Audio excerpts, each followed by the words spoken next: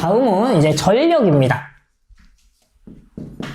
전력은 기호로 P로 나타내고요. 아마 단위는 들어보셨을 거예요.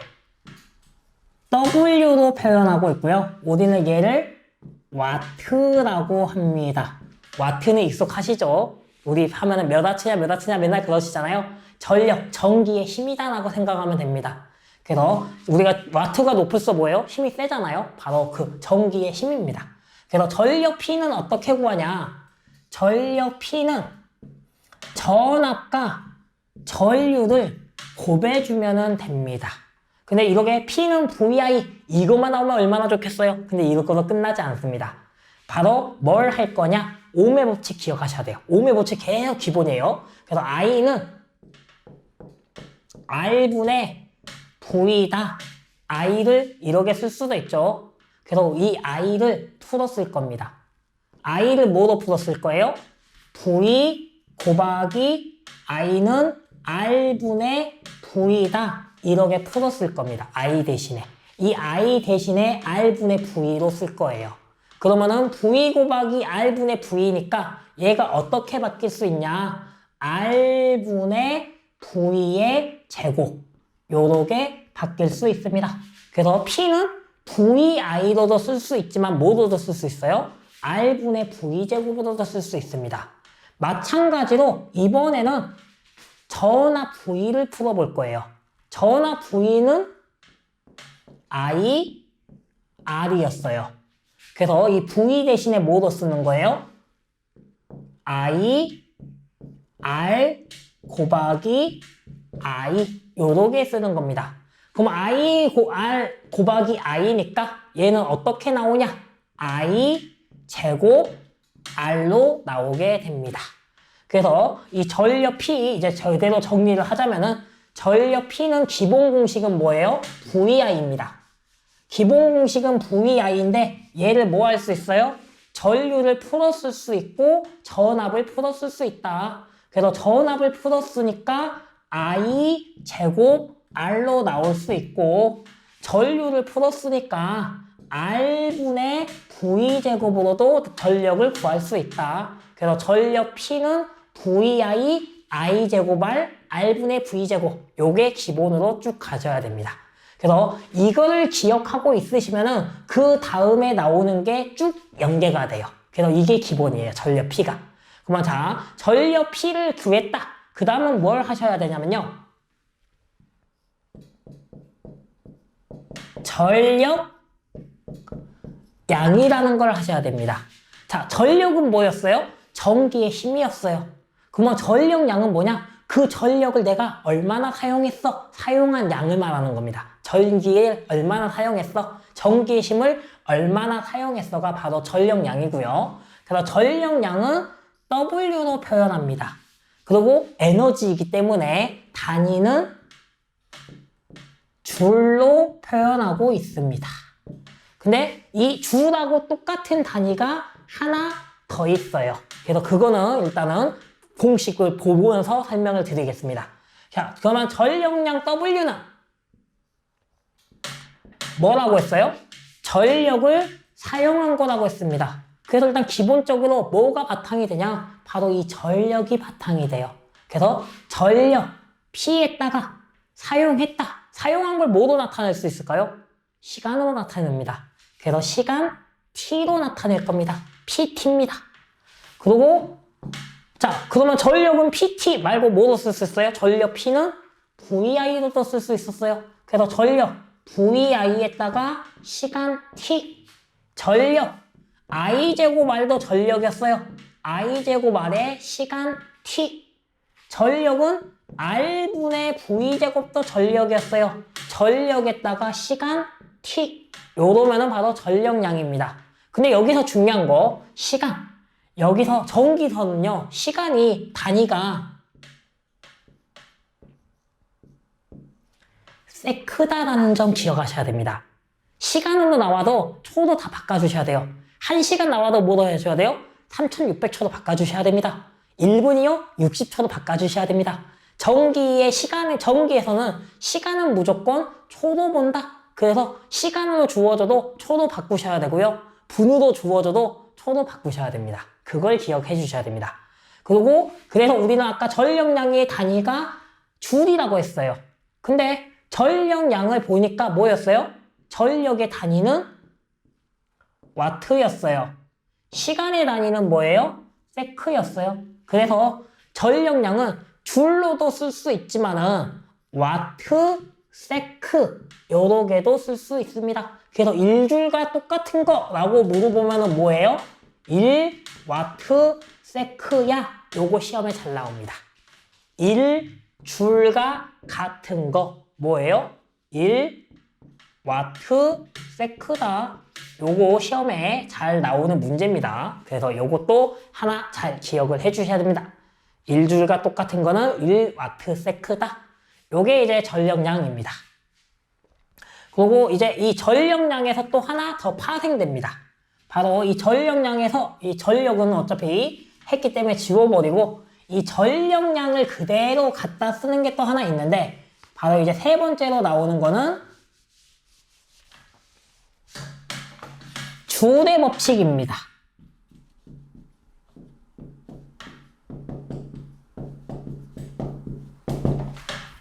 이 줄의 법칙은요, 전류의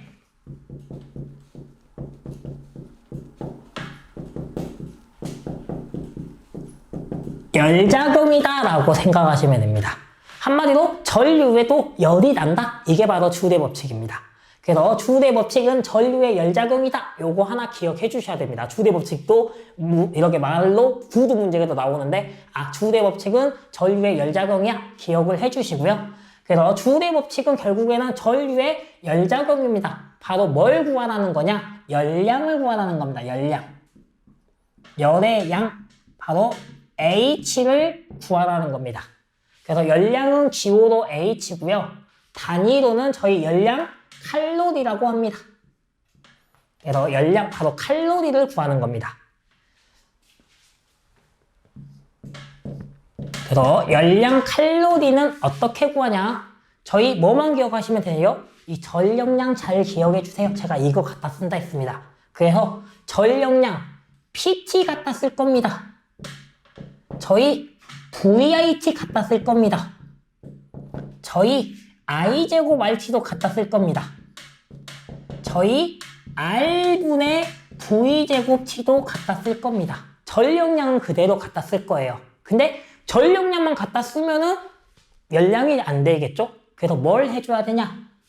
0.24를 곱해줘야 됩니다. 0.24를 곱해줘야 됩니다. 0.24를 곱해주시고 0.24를 곱해주시면은 줄이 뭐가 돼요? 칼로리로 바뀐다라는 소리입니다. 그러면은 이 문제가 나옵니다. 1줄은 몇 칼로리일까요? 1줄이면은 전력 W죠. 1줄입니다. 이게 칼로리로 바꾸면 뭐 하면 돼요? 0.24만 곱해주면 됩니다. 그래서 1줄은 뭐예요? 0.24 칼로리다. 요거까지는 다들 잘 아세요. 근데 제가 질문 바꿔볼까요? 그럼 1칼로리는 몇 줄일까요?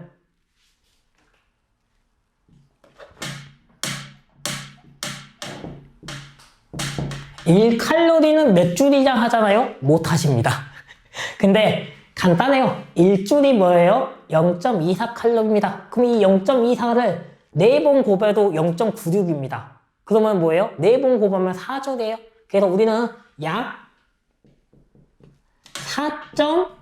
4.2줄이라고 하고 있습니다. 1칼로리는 약 4.2줄이다. 그래서 요 문제도 잘 나오는, 가끔 가다가 나오는 장난칠 수 있는 문제인데, 그래서 1줄은 몇 칼로리냐? 1칼로리는 그럼 몇 줄이냐? 이런 식으로도 문제가 나올 수 있다. 라는 거 기억을 해주시면 됩니다. 다음으로 넘어가 보도록 하겠습니다.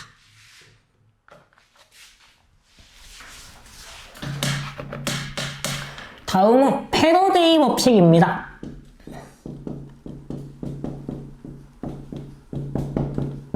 이 패러데이라는 사람은 뒤에서도 나올 거예요. 패러데이라는 사람이 굉장히 법칙을 많이 만들어놨어요. 근데 지금 여기서 나오는 패러데이 법칙은 전기에서 유일하게 하학 문제가 한 문제 나옵니다. 그래서 이 패러데이 법칙은 하학 문제라고 생각하시면 됩니다. 화학적 문제가 한 문제 딱 유일하게 전기가 나오는데 그게 바로 이 패러데이 법칙입니다. 그래서 이 패러데이 법칙은요, 어떤 물질을 캔다라는 겁니다. 석출량, 어떤 물질에서 뭔가를 캘 겁니다. 그래서 석출량은 어떤 물질에서 뭔가를 석출을 할 건데, 석출량은 전기량과 비례 하학당량과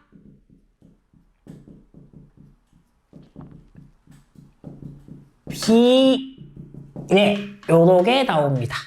그래서 우리는 이 석출량은 양이기 때문에 소문자 W로 표현을 하고 있습니다. 그래서 기호로 석출량은 소문자로 표현을 하고 있고요. 그리고 전기량, 이 전기량은 아까 맨 처음에 배웠던 Q입니다. Q. 전기량 전하 Q고요. 하학당량은 K로 표현하고 있습니다. 그래서 석출량 W는 K, Q 요렇게 표현할 수 있습니다. 근데 이 Q를 풀었을 수도 있어요. 저희 아까 맨 처음 배웠을 때 전류 I, ohm의 법칙 하기 전에 전류 I는 어떻게 구했어요? T분의 Q다. 요거를 기억하셔야 됩니다. 그러면 이 I는 T분의 Q다. 그럼 Q는 어떻게 구할 수 있어요? Q는 I, T다. 요렇게도 구할 수 있습니다. 그래서 이 Q 대신에 뭐로 쓸 수도 있어요? K, I, T 요렇게도 쓸 수 있습니다. 요게 바로 유일한 하학 문제 한 문제입니다. 그래서 하학 문제 한 문제 나오고요. 그 다음에 여기서 중요한 거는, 자, 하학당량이 주어집니다, 대부분. 근데 하학당량이 안 주어질 때도 있어요. 그럼 하학당량이 안 주어지면은 저희 하학당량 K도 구할 수 있어야 됩니다.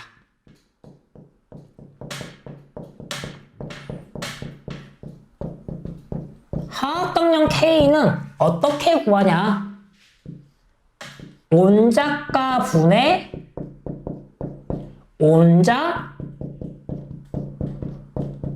온작량으로 구할 수 있습니다. 시험에서 온작가 얼마야, 온자량 얼마야 주어질 겁니다. 그거 나누면은 뭐가 되는 거예요? 하학당량이 된다라고 기억을 해주시면 됩니다. 그래서 이 하학당량은 문제에서 주어지면 때는 그냥 쓰면 되는데, 문제에서 안 주어질 때는 온작가가 얼마야, 온자량이 얼마야로 꼭 주어집니다. 그거를 꼭 잘 캐치해서 문제를 풀어주시면 됩니다. 다음으로 넘어가 보도록 하겠습니다. 다음은 국부작용과 분극작용을 보도록 하겠습니다. 자, 국부작용과 분극작용은요, 저희 건전지 생각하시면 편하게 좀 하실 수 있어요. 건전지. 그래서 건전지에, 저희 건전지 어떠죠? 가만히 놔둬도 1.5V 건전지를 제가 놔뒀습니다. 1.5V를 가지고 있을까요? 안 쓰고 있어도 떨어질까요? 전압이 1.5V에서 감소됩니다. 그게 바로 뭐 때문에 그래요? 국부작용과 분극작용 때문에 기전력이 감소됩니다. 그래서 국부작용과 분극작용은요, 기전력, 전압이 감소된다라는 소리입니다. 전압이 감소된다. 기전력이 감소된다. 한마디로 저희 건전지가 전압이 감소된다라는 뜻입니다. 근데 뭐 때문에 감소돼? 이게 바로 국부와 분극입니다. 국부는 불순물로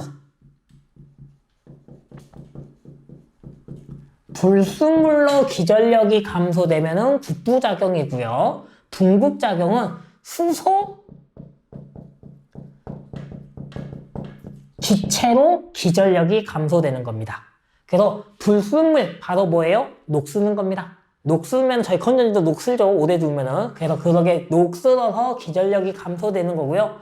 그 다음에 분극작용은 뭐예요? 제가 아까 그랬어요. 건전지를 그냥 이렇게 놔두면은 녹도 안 쓰던데 기전력이 감소됩니다. 왜요? 기체 때문에. 이 떠다니는 수소 기체로 인해서 기전력이 감소되면은 바로 분극작용입니다. 그래서 불순물이 녹슬어서 감소하냐? 안 그러면 그냥 실온에 놔두는데 감소됐다? 그러면은 수소기체로 감소되는 겁니다. 그래서 이 두 가지는 좋은 거예요? 안 좋은 거예요? 안 좋은 겁니다. 그래서 뭘 해야 되냐? 방지 대책도 물어봅니다.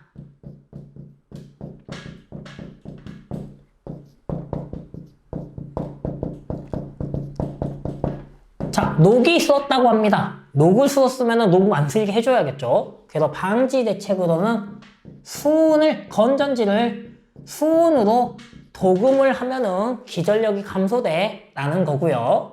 그 다음에 붕극작용 같은 경우는, 자, 붕극작용은 수소기체로 인해서 계속 나눠지는 거예요. 극성이 플러스 마이너스가 원래 이렇게 플러스 마이너스가 크게 있는 것들이 조금씩 계속해서 나눠지는 겁니다. 그러면 이게 나눠지면 안 좋은 거죠. 그래서 뭘 해주냐?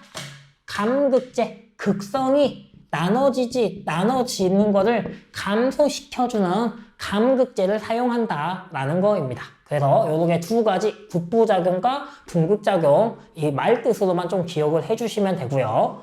다음으로 또 보도록 하겠습니다. 다음도 이제 법칙들이에요. 다음은 이제 4개의 법칙을 제가 할 건데요. 이것도 시험에 잘 나옵니다. 그래서 펠티의 법칙,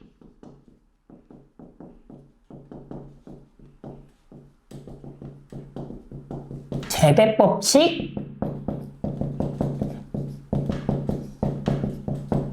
톰슨 법칙 또는 효과, 재배 효과, 펠티의 효과로도 씁니다. 법칙이라고도 쓸 수도 있고요. 효과라고도 쓰는데 요즘은 법칙이라는 말보다 효과라고 더 많이 나옵니다. 그래서 펠티의 효과, 재배 효과, 톰슨 효과, 그 다음에 제3금속, 얘는 법칙으로 나옵니다. 효과가 아니고 제3금속 법칙. 요렇게 4가지를 한번 보도록 하겠습니다. 자, 이 펠티의 효과, 재배 효과, 톰슨 효과, 제3금속 법칙은요, 얘만 다르고요. 요 나머지 3개는 약간의 연관성이 있습니다. 자, 먼저 펠티의 효과부터 보겠습니다. 펠티의 효과는요, 2가지 말만 기억해 주시면 되세요. 먼저 첫 번째, 서로 다른 두 금속. 요 말이 들어가야 되고요. 펠티의 효과는. 두 번째는 열의 흡수, 열의 발생. 이 말이 들어가면 펠티입니다. 서로 다른 두 금속의 열의 흡수, 열의 발생, 열의 방출. 이 말이 들어가면 답은 펠티의 효과가 됩니다. 그리고 재배 효과도요. 2가지만 기억하면 됩니다. 재배 효과는 서로 다른 두 금속이라는 말은 똑같이 들어가고요. 두 번째 말은 온도차. 온도차라는 말이 들어가면 재배 효과입니다. 그래서 열의 흡수가 들어가면 펠티에 온도차라는 말이 들어가면 재배 효과. 그리고 뭐예요? 둘 다 서로 다른 두 금속이라는 말이 들어가야 됩니다. 그리고 톰슨 효과를 보시면은 톰슨 효과는 이 펠티의 효과와 똑같습니다. 근데 다른 점은 톰슨은 동일한 똑같은 두 금속이라는 말이 나와야 되고 열의 흡수 발생이 나오면은 톰슨이 됩니다. 그래서 톰슨과 펠티의 차이점은 서로 다른 두 금속이냐 똑같은 두 금속이냐 요거로 기억을 해주시면 되고요. 그리고 재배과 펠티의 차이점은 온도차냐 열의 흡수냐 이거로 구분을 해주시면 됩니다. 그리고 마지막으로 이 제3금속 법칙은요 얘들하고 달라요. 자, 제3금속 A, B, C 3개의 금속이다. 3개 금속 나오면은 제3금속 법칙입니다. 그래서 펠티의 재배 톰슨은 다 뭐예요? 두 금속, 두 금속, 두 금속이에요. 근데 제3금속은 금속이 몇 개예요? A, B, C 또는 1, 2, 3 세 가지 금속이 나오면은 그냥 무조건 제3금속이다. 요렇게만 기억을 해주시면 될 것 같습니다. 계속해서 이번에는 전기 쪽으로 넘어가 보도록 하겠습니다. 전기의 세계입니다. 자, 전기의 공간인데 전기를 보시기 위해서는 먼저 이 유전율이라는 것을 아셔야 됩니다.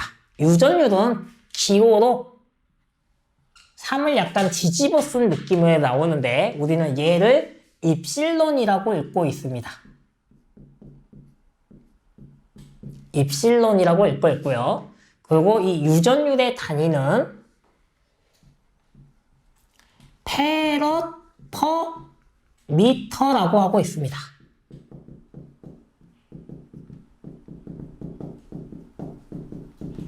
유전율의 단위는 페럿 퍼 미터입니다. 그래서 유전율 입실론은 어떻게 구하냐? 입실론 제로 곱하기 입실론 S로 구성되어 있습니다. 여기서 입실론 제로는 공기 중의 유전율입니다. 입실론 제로는 공기 중의 유전율을 알리고 입실론 S는 비유전율을 가리키고 있습니다. 그러면 유전율이라는 거는 공기 중 유전율과 비유전율을 곱한 게 바로 유전율이다 라는 겁니다. 근데 여기서 우리가 뭘 기억을 하셔야 되냐? 공기 중 유전율이 얼마의 값을 가지고 있냐? 이거를 기억해 주셔야 됩니다. 공기 중 유전율은 8.855 곱하기 10의 마이너스 12승이라는 값을 가지고 있습니다. 그리고 비유전율은요, 문제에서 주어집니다. 얼마다. 비유전율 값은 얼마다라고 주어지는데 비유전율 값이 유일하게 안 주어지는 경우가 있습니다. 안 주어질 때는 이 말이 무조건 들어가 있을 거예요. 문제에. 바로 공기 중이냐 진공 중이냐 이 말이 들어가 있으면요 비유전율은요 1입니다. 비유전율이 안 주어질 때는 뭐예요? 1이니까 안 주어지는 거예요. 1일 때는 언제예요? 공기 중이냐 진고 중이냐 라고 하면은 비유전율은 값이 1이다. 요거를 기억해 주셔야 됩니다. 그래서 요거하고 요거를 이제 고배하는 게 바로 뭐예요? 바로 유전율이다. 이거를 아셔야지 이제 문제를 풀 수가 있어서 요걸 기억을 해 주시고 그 다음에 이제 다음 공식으로 넘어가 보도록 하겠습니다. 다음 공식은 클룽의 법칙입니다.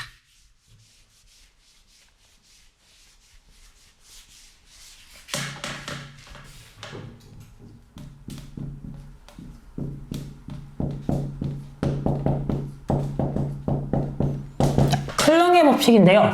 클룽의 법칙은 전기력은 두 전하의 곱의 비례 거리의 제곱의 반비례 요게 바로 클룽의 법칙입니다. 그래서 전기력은요 기호로 F로 표현합니다. 힘이에요. 힘. F힘. 그 다음에 두 전하는 아까 뭐였어요? Q였습니다. 그 거리는 저희가 소문자 R로 표현을 하고 있습니다. 그래서 요거 두 가지를 이용하는 겁니다. 그래서 클룽의 법칙은 전기력 F를 구하라는 겁니다. 그러면 전기력 F의 단위 힘이기 때문에 단위는 뉴턴입니다. 힘이기 때문에 단위는 뉴턴을 가리키고 그래서 힘 F는 어떻게 구하냐? 전기력은 4 파이 입실론 분의 1 곱하기 R의 제곱분의 Q1 Q2 요게 바로 클룽의 법칙의 전기력을 구하는 공식입니다. 근데 자 여기서 4파이 입실론이 있습니다. 입실론 아까 앞에서 배웠던 바로 그 유전율입니다. 근데 이 클룽의 법칙은요 기본 바탕이 뭐냐면요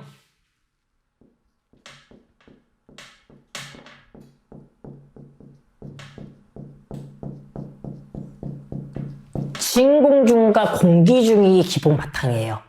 그러면 진공중과 공기중이라는 말이 들어가기 때문에 요 입실론은 어떻게 되는 거예요? 입실론은 입실론 제로 곱하기 입실론 S였어요. 근데 진공중, 공기중일 때는 뭐였어요? 1이었어요. 그러면 1을 곱해봤자 의미가 있어요, 없어요? 의미가 없습니다. 그래서 얘를 어떤 문제에서는 입실론이라고 안 쓰고 입실론 제로라고 이렇게 아예 대놓고 나오는 문제도 있어요. 왜? 결국에는 진공중, 공기중에는 입실론 S가 있는 거예요, 없는 거예요? 1이니까 없는 거야. 그래서 입실론과 입실론 제로가 같다라고 볼 수도 있다. 그래서 여기를 입실론 제로라고 표현을 하는데 저는 그냥 오리지널로 입실론처럼 표현을 할 겁니다. 그러면 이렇게 오리지널로 그냥 입실론으로 4파이 입실론 분의 2로 표현을 할 겁니다. 그럼 이제 얘를 계산을 해보아야 됩니다. 그러면은 4 곱하기 3.14 곱하기 입실론은 8.855 곱하기 10의 마이너스 12승분의 1 이겁니다. 얘를 계산했을 때 얼마가 나오냐면요. 9 곱하기 10의 9승이라는 값이 나옵니다. 이 4파이 입실론분의 1을 계산하니까 얼마가 나온다는 거예요? 9 곱하기 10의 9승이 나온다는 겁니다. 그래서 우리는 얘를 4파이 입실론분의 1을 계산했더니 9 곱하기 10의 9승이 나오고 R의 제곱분의 Q1 곱하기 Q2를 하면은 전기력이 된다. 이렇게도 볼 수 있습니다. 그러면 지금 이 9 곱하기 10의 9승이라는 숫자는 바뀔까요? 안 바뀔까요? 안 바뀝니다. 고정된 겁니다. 왜요? 비유전질이 1이니까. 그래서 절대로 바뀌지 않는 값이다. 그래서 우리는 이 9 곱하기 10의 9승을 비례상수 K, 바뀌지 않는다. 바뀌지 않는 숫자다라는 겁니다. 결국에 이 K는 뭘 나타내는 거예요? 9 곱하기 10의 9승을 나타낸다라는 소리입니다. 그래서 K 곱하기 R의 제곱분의 Q1, Q2 요렇게도 표현할 수 있습니다. 그래서 쿨롱의 법칙은 이렇게 공식이 몇 개예요? 3가지가 나옵니다. 근데 우리는 뭐만 기억하면 돼요? 얘 2개는 그냥 공식으로만 기억하시고요. 계산 문제가 나오면은 얘로 계산하시면 됩니다. 그래서 계산하라 문제가 나오면은 얘로 계산을 하고요. 나머지 이 2개는 뭐로만요? 클롱의 법칙의 공식으로만 기억을 해주시면 될 것 같습니다. 자, 이렇게 클롱의 법칙이었고요. 그 다음은 전개의 세기입니다. 또는 전기장의 세기라고도 합니다. 전개의 세기, 전기장의 세기인데요. 전개의 세기는 기호로 2를 나타냅니다. 단위로는 전기의 힘이기 때문에 볼트 퍼 미터로 표현하고 있습니다. 자, 근데 이 전기의 세기는요, 아까 우리 클롱의 법칙을 그대로 쓰실 거예요. 기억 안 나시면. 자, 클롱의 법칙 한번 써볼까요? F는 4 파이 입실론분의 1 곱하기 R의 제곱분의 Q1, Q2다. 이것만 기억하십시오. 그러면은 전기의 세기는 쉽습니다. 전기의 세기는요, 일단은 클롱의 법칙을 그대로 갖다 쓸 거예요. 4 파이 입실론분의 1 곱하기 R의 제곱분의 여기까지는 똑같아요. 근데 클롱의 법칙은 전하가 몇 개예요? 2개예요. 근데 전개의 세기는요, 전하가 하나밖에 없어요. 이러면은 전개의 세기입니다. 그래서 클롱의 법칙에서 뭐만 지우면 돼요? 전하를 하나만 지우면 돼. 그러면 바로 뭐가 돼요? 전개의 세기야입니다. 그럼 아까 이거는 뭐였어요? 9 곱하기 10의 9승 곱하기 R의 제곱분의 Q1, Q2였어요. 얘를 전개의 세기로 하면 뭐 하면 돼요? 9 곱하기 10의 구승 곱하기 R의 제곱분의 Q 하나만 지우면은 바로 전개의 세기입니다. 그래서 쿨롱의 법칙과 전개의 세기는 연동이 된다라는 거고요. 여기에서 이제 또 하나 더 나옵니다. 바로 뭐가 나오냐? 전위가 나옵니다. 전위는 전기의 이치입니다. 그래서 전위는 전기의 이치, 전압 V라고 생각하시면 되고요. 단위 역시 V입니다. V2입니다. 그래서 V 역시 어떻게 구하냐? 똑같이 쿨롱의 법칙을 갖다 쓸 겁니다. 또는 전개의 세기를 그대로 갖다 쓸 겁니다. 그러면은 4 파이 입실론분의 1 곱하기 R분의 Q입니다. 전위는 제곱도 없애는 거예요. 둘 다 하나씩만 있습니다. R분의 Q. 이거는 9 곱하기 10의 구승 곱하기 R분의 Q와 똑같다라는 겁니다. 그래서 우리 지금 뭐만 기억하면은 딱 연동이 돼요? 쿨롱의 법칙 하나만 기억을 하고 있으면은 이 전개의 세기와 전위까지 쉽게 갈 수 있습니다. 그래서 쿨롱의 법칙 하나만 잘 기억을 꼭 해주셔야 된다. 그래서 이 쿨롱의 법칙하고 전개의 세기와 전위는 연동이 되는 법칙이다. 그래서 한 개 외우면 세 개가 그냥 쭉 나오죠. 그래서 이걸 잘 기억을 해주셔야 됩니다. 다음은 전기력선의 성질을 좀 보겠습니다. 이거는 구두 문제예요. 공식 문제가 아니고 전기력선의 성질은 구두 문제도 나오기, 말로 된 문제도 나오기 때문에 이 성질만 좀 기억을 해주셔야 됩니다. 이 전기력선이라는 거는 자, 저희가 전기가 눈에 보여요? 안 보여요? 눈에 안 보입니다. 그래서 근데 나는 이 전기가 눈에 안 보이는데 이 힘이 어느 정도인지 알고 싶어요. 그래서 이 전기력선은 가상의 선이다라고 생각하면 됩니다. 가상의 전기가 어떻게 발생되는지 가상의 선을 만들어낸 겁니다. 그래서 이 가상의 선의 성질을 바로 기억을 해주셔야 되는데 전기력선의 성질은 첫 번째는요. 양전하에서 음전하로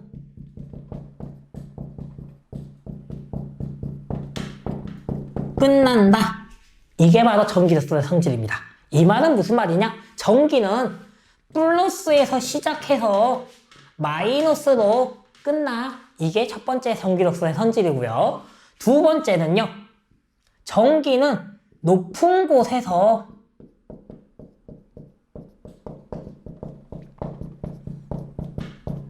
낮은 곳으로 흐른다라는 겁니다. 높은 곳에서 낮은 곳에서 올라가지 못해. 높은 곳에서 항상 위에서 아래로 내려와. 이게 바로 전기력선의 성질 두 번째고요. 그 다음에 세 번째는요. 전기력선은 서로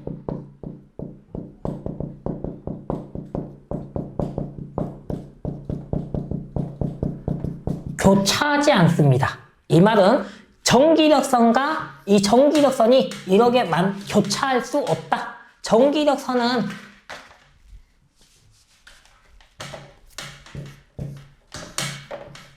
이런 식으로 절대 안 만납니다. 안 만나고 그냥 전기력선은 교차 안 하고 얘는 얘대로, 얘는 얘대로, 얘는 얘대로, 얘는 얘대로 이렇게 교차하지 않고 나온다. 그래서 서로 절대로 만날 수가 없다라는 뜻입니다. 그래서 전기력선과 전기력선끼리는 절대로 만나면 안 된다라는 뜻이고요. 그 다음에 네 번째로는요. 전기력선은 등전이면과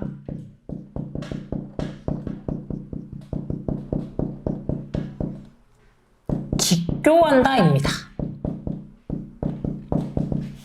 전기력선은 등전이면과 직교한다인데 여기서 등전이면은 같은 면이라는 겁니다. 그래서 어떠한 면이 있으면은 이 면이 저희가 여기에 같은 이런 식으로 제가 면을 하나씩 잡아 놓겠습니다. 그러면은 전기력선은 어떻게 들어오냐? 얘가 1이고 얘가 2고 얘가 3이라는 위치고 얘가 4라는 위치입니다. 근데 전기력선은 무조건 1, 2, 3, 4의 면을 직각으로 교차한다라는 소리입니다. 이 면이 이런 식으로 들어갈 수 없다라는 거예요. 전기력선은. 전기력선은 이렇게 들어가지 않고 무조건 직각으로, 전기력선은 어떤 면과 직각을 통과해서 교차한다라고 기억을 해주시면 될 것 같습니다. 그리고 다섯 번째로는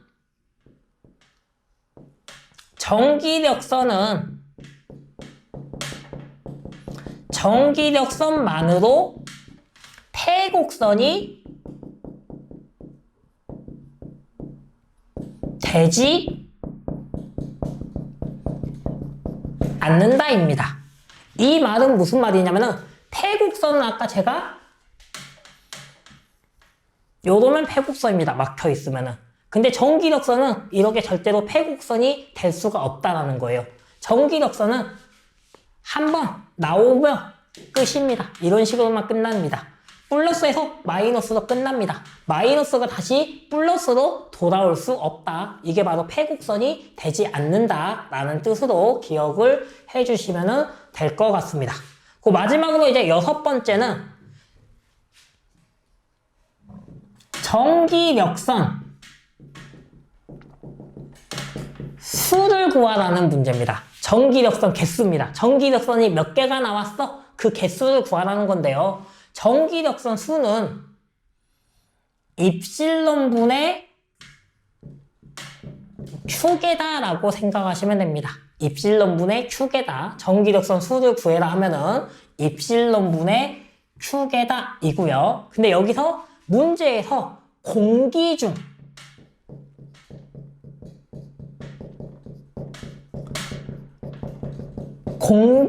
또는 진공 중의 전기력선 수를 구해라라고 하면은 입실론 제로분의 Q개가 돼야 됩니다. 그래서 공기중이라는 말이 없으면은 입실론분의 Q개고요. 공기중, 진공중이라는 말이 있으면은 입실론 제로분의 Q개로 해야 된다. 요거 두 가지도 잘 구분을 할 수 있으셔야 합니다. 다음은 전속밀도를 보겠습니다.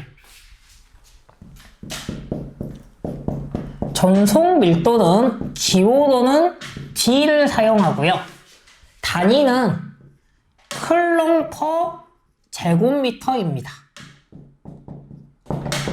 그래서 전속밀도 D는 전하의 속도의 어떤 면적에서 전기의 속도라고 생각하시면 됩니다. 전기가 움직이는 속도. 그게 바로 전속밀도고요. 그래서 전속밀도 D는 이 단위가 힌트입니다.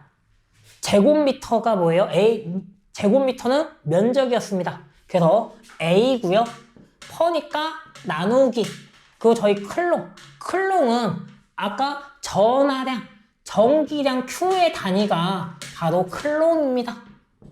그래서 전하량, 전기량의 단위가 바로 클롱이다 라고 기억을 해주셔야 됩니다. 그래서 전기량 Q, 그래서 전속밀도 D는 A분의 Q다. 그래서 클롱 퍼 제곱미터가 단위가 되고요.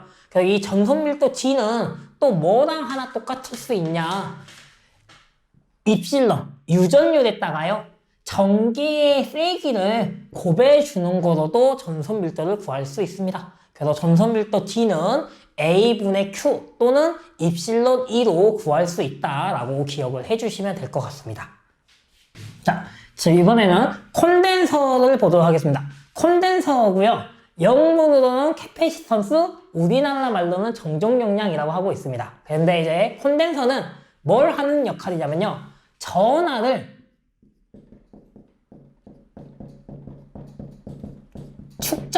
전하를 저장해주는 장치라고 생각하시면 됩니다. 한마디로 전기를 모아서 사용하는 겁니다. 저희 핸드폰 생각하시면 편하실 거예요. 저희 핸드폰 충전해갖고 100% 되면은 그대로 그걸 갖고 사용하죠. 그게 핸드폰에도 콘덴서가 들어가고요. 요즘 가전제품에도 콘덴서가 다 들어가고 있습니다. 그래서 이게 바로 콘덴서라고 생각하시면 되는데, 콘덴서는 그림이 어떻게 그려지냐면요. 요게 바로 콘덴서입니다. 크기가 똑같습니다. 아까 저희 길고 짧은 거는 전압이잖아요. 하지만 콘덴서는 똑같은 길이가 여기에 이렇게 나오고 여기에서 이제 전압이 나옵니다.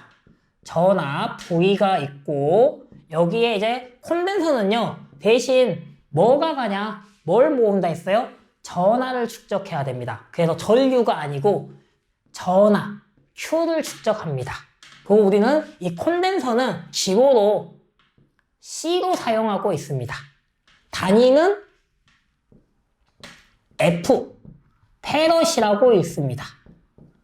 그래서 이게 바로 콘덴서의 기본 구성입니다. 그래서 콘덴서는 전압과 전하와 콘덴서의 전하를 축적한다. 이게 바로 콘덴서입니다. 그래서 C, 정정 용량, 콘덴서의 용량을 구해라. 그러면 C는 어떻게 구할 수 있냐?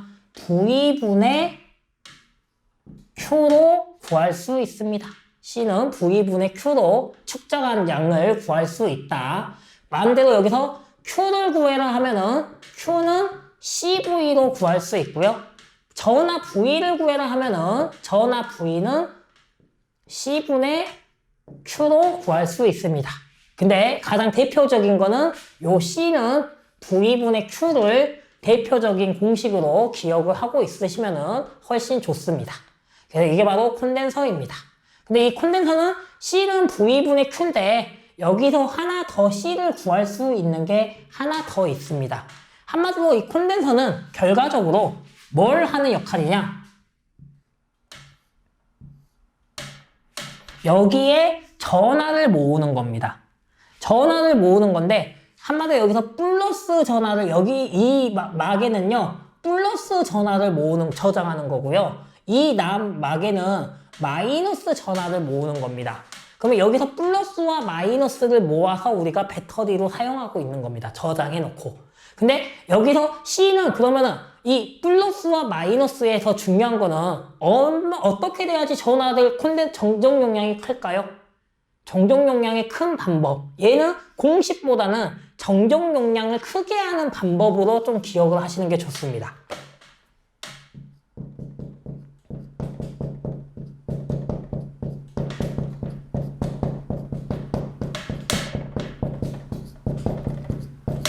정정 용량을 크게 하는 방법인데요. 첫 번째, 정정 용량을 크게 하려면은 면적을 넓게입니다.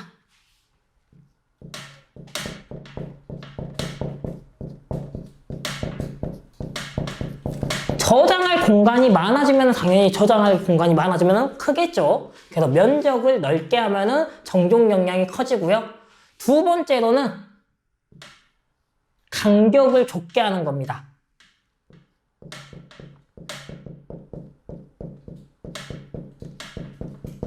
간격을 좁게 하면은 정정 용량이 커지고요. 세 번째로는 비유전율을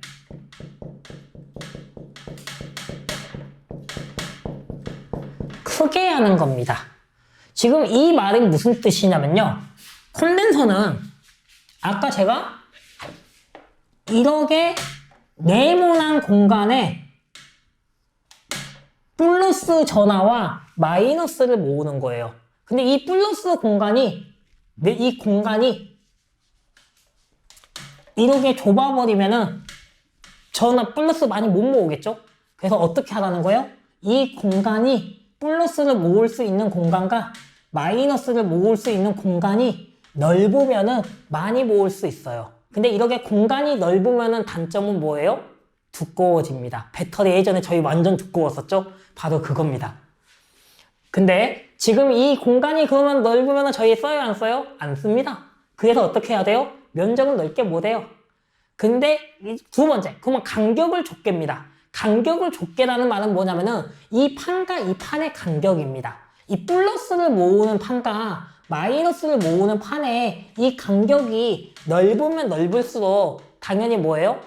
정정 용량이 작아집니다. 근데 이 플러스하고 마이너스가 간격이 가까워지면 가까워질수록 정정 용량은 커집니다. 근데 문제는 뭐가 있을까요? 가까워지면 가까워질수록 플러스와 마이너스가 붙어버리면 어떻게 돼요? 부풀어 올리면서 뻥 하고 터져버릴 수 있다. 그것 때문에 간격을 적게 해서 우리가 예전에 핸드폰 터지는 경우가 있었죠. 바로 그 경우가 이 면적, 간격을 너무 적게 하다 보니까 그러한 문제가 생겼고요. 그 다음에 마지막 세 번째는 비유전율을 크게 하는 겁니다.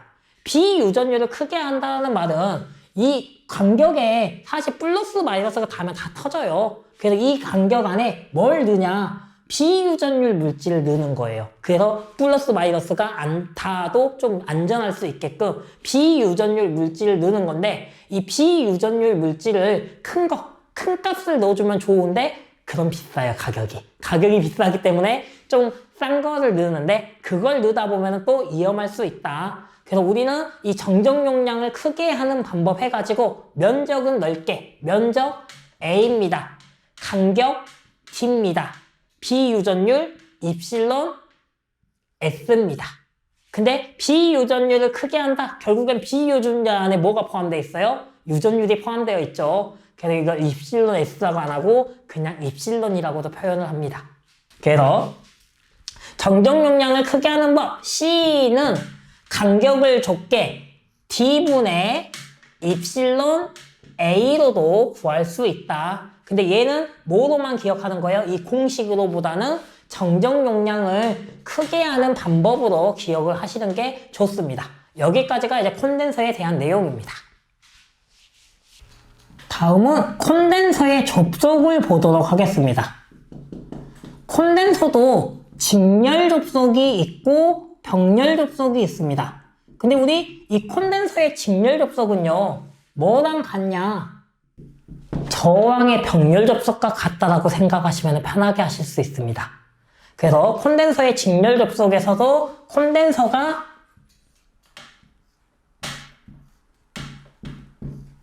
C1, C2가 요렇게 있는 겁니다. 여기에 전하가 들어간다. 요게 바로 콘덴서의 직렬 접속인데요. 그러면 콘덴서의 직렬 접속도 뭐랑 똑같다 했어요? 저항의 병렬 접속과 똑같다 했습니다. 물어보는 것도 5가지 똑같아요. 첫 번째, 합성 정정 용량을 구해라고 물어봅니다. 콘덴서 2개를 합쳐라입니다. 그러면 저희 저항의 병렬 접속일 때 어떻게 했어요? 더한 거 분의 곱한 거였습니다. 똑같이. 그래서 C 토탈은 C1 더하기 C2분의 C1 곱하기 C2로 구한다 라고 생각해 주시면 되고요. 두 번째로 서로 다른 정정 용량이 3개 이상씩 합성 정정 용량을 구하는 겁니다.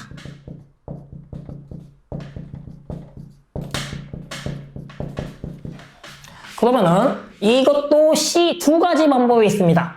첫 번째 방법은 마찬가지 공식으로만 기억하자. 저희 아까 저항의 병렬 접속일 때도 내 거와 상대방 거를 각 한 번씩만 곱하라 했습니다. 그래서 C 토탈은 C1과 C2를 한 번 곱하고 더하기 C1과 C3를 한 번 곱하고 더하기 C2와 C3를 한 번 곱한 거 분의 C1 곱하기 C2 곱하기 C3를 해주시면 되고요. 두 번째는 공식과 계산으로 기억하자 했습니다.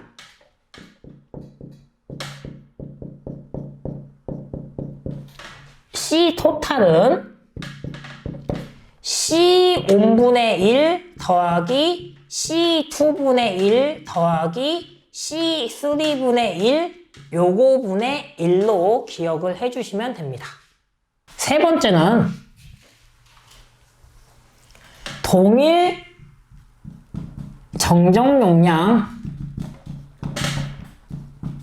여러 개를 직렬 접속 시 합성 정정 용량 구하는 겁니다. 얘도 마찬가지 저항의 병렬과 똑같다 했기 때문에 뭘 해주시면 되냐? C 토탈은 개수에다가 나눠주면 됩니다. n분의 c다 라고 기억을 해주시면 되고요. 그 다음에 네 번째는 직렬 접속일 때는 전하가 일정합니다. 전하가 일정하기 때문에 Q를 구하라는 문제는 안 나옵니다. 바로 뭘 구하라 나오냐? 전압을 구하라고 물어봅니다.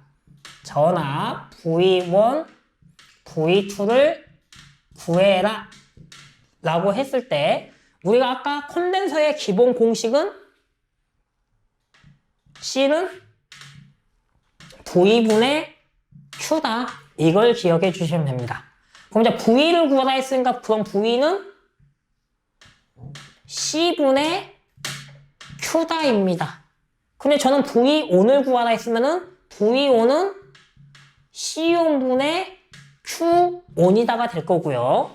V2는 C2분의 Q2가 될 겁니다.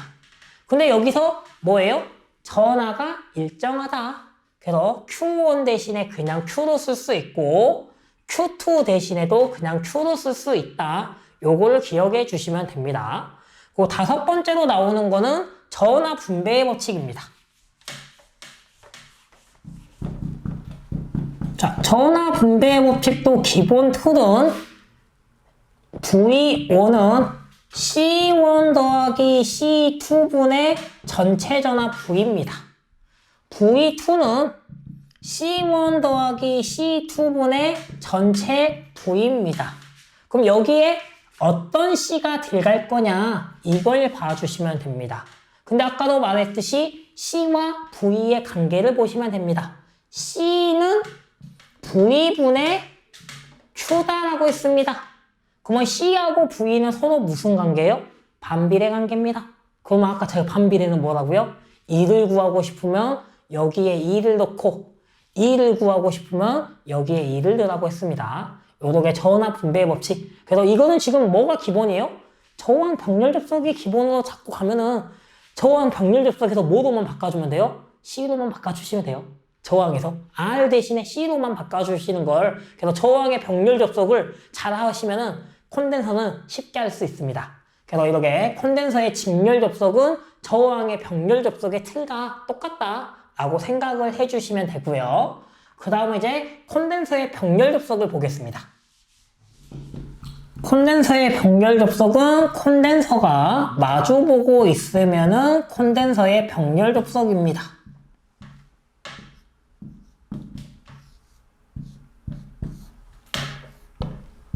이렇게 V가 나오고요. 이 콘덴서의 병렬 접속은요 쉽습니다. 왜요? 저항의 직렬 접속과 똑같거든요. 콘덴서의 병렬 접속은 저항의 직렬 접속과 틀이 똑같습니다. 그래서 첫 번째 합성 정종 용량 구해라. 어떻게 하면 돼요? 더하기만 하시면 됩니다. 합성 정종 용량을 해라. C 토탈은 C1 더하기 C2 저항의 직렬 접속의 틀과 똑같다. 그 다음 두 번째 서로 다른 정종 용량이 3개 이상이다. 합성 정종 용량을 구해라 합니다. 그러면 얘도 마찬가지 뭐 해주면 돼요? 다 더하라 했습니다. C 토탈은 C1 더하기 C2 더하기 C3. 그래서 참 쉽고요. 세 번째는 동일 정종 용량입니다. 동일 정종 용량 여러 개를 합성 정종 용량을 구해라. 얘도 마찬가지 다 더해주면 되는데 똑같을 때는 C 토탈은 개수에다가 정종 용량 값을 곱해준다라고 했었습니다. 요렇게 세 번째까지 나왔고요. 그러면 이 콘덴서의 병렬 접속은 뭐가 일정하냐? 전압이 일정해 라는 걸 기억을 하고 진행할 겁니다. 그래서 전압이 일정하다 라는 거를 기억을 하고 네 번째를 보시면은 뭘 구하라고 물어볼까요? 전압은 일정하니까 전하를 구해라고 물어봅니다.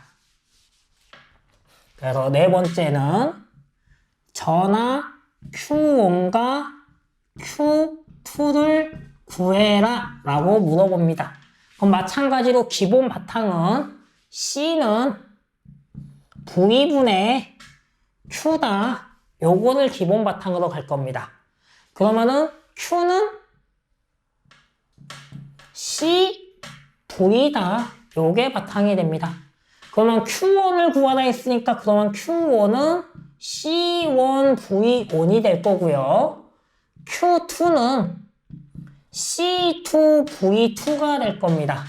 근데 여기서 전압이 일정하다라고 했기 때문에 여기서 V1, V2를 없애고 그냥 V로도 나올 수 있다. 요렇게 Q1, Q2를 구해봤고요. 다섯 번째는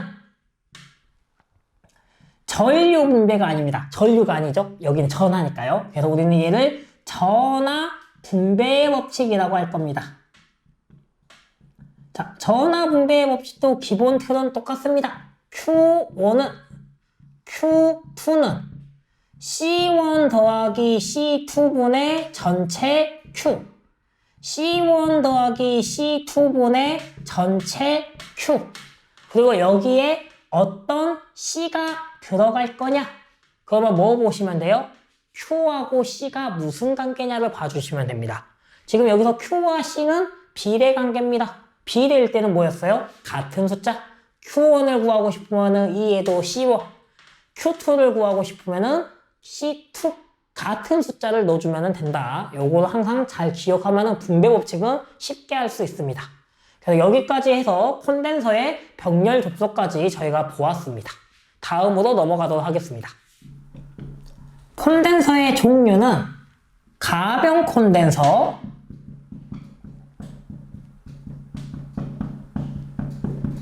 마일러 콘덴서, 마이카 콘덴서,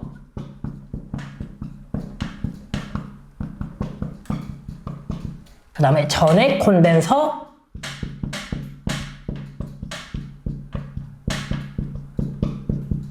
세라믹 콘덴서입니다.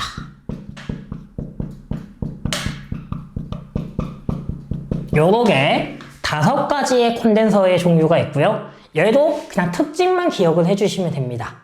가변 콘덴서는요, 용량이 변한다.